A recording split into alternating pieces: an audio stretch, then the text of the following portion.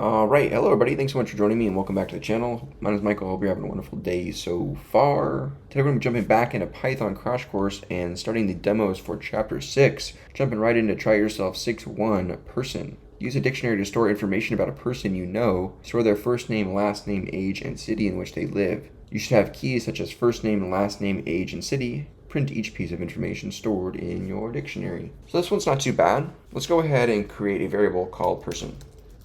And we're going to insert into this variable a value of a dictionary. To create a dictionary in Python, we're going to use these curly braces. I'm going to go ahead and open these up and go ahead and insert the key value of first underscore name. Now this will be a string, so I need to indicate accordingly. So first underscore name, quote, semicolon is going to equal, let's say it's Joe. So what's happening here? Well, a dictionary is a collection of key value pairs where you have a key that represents some value. So I can call upon this person dictionary for the said key and get the return of its associated value, whatever that value may be. I don't have to know what the value is or where it is in the person dictionary.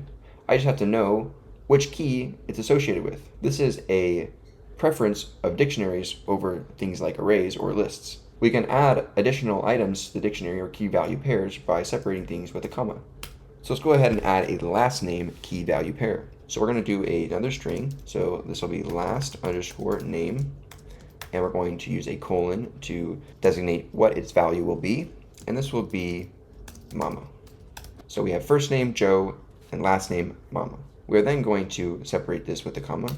We're going to have a new variable of quote age, or a key rather. This will be a string as indicated by the quotes. And to show you that the values of the keys don't have to have the same type, I'm going to use an integer and say that the age is 32. As you can see by the syntax highlighting, this is an integer, whereas this is a string. It's important to know though that as a programmer, that age returns an integer for its value, not a string like some of the other keys. Lastly, we're going to have a city keyword, which will be a string, and the associated value will be, let's say, New York. So here we have a person dictionary with 4 keys and 4 associated values, 3 of which happen to be a string, and 1 of which happens to be an integer. We can loop over the person dictionary and access each one of the items within the dictionary by using a for loop, because a dictionary is iterable, meaning that we can loop over it. So let's go ahead and do so. Let's use a for loop and say for, and this might seem kind of weird, but I'm going to say key value in person dot items. What's going on here? Certain functions will return multiple values, and you can receive them and store them within multiple variables.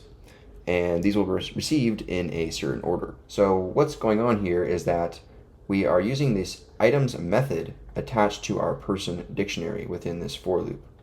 What that means is that the person dictionary, all of the items, meaning its key value pairs, will be accessed for each item. We need some place for those values to be stored for each pass in our loop. Now, I'm just by convention using these variable names of key and value. I could say X, Y, tomato, potato, cucumber, whatever. And I'm using these conventions for readability of key and value.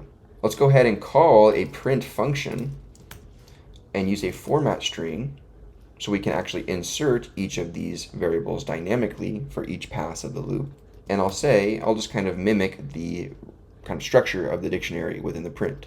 So I'll say key, and then I'll use an actual colon here and do value. So on each pass of the loop, we are actually putting the key variable within this print statement.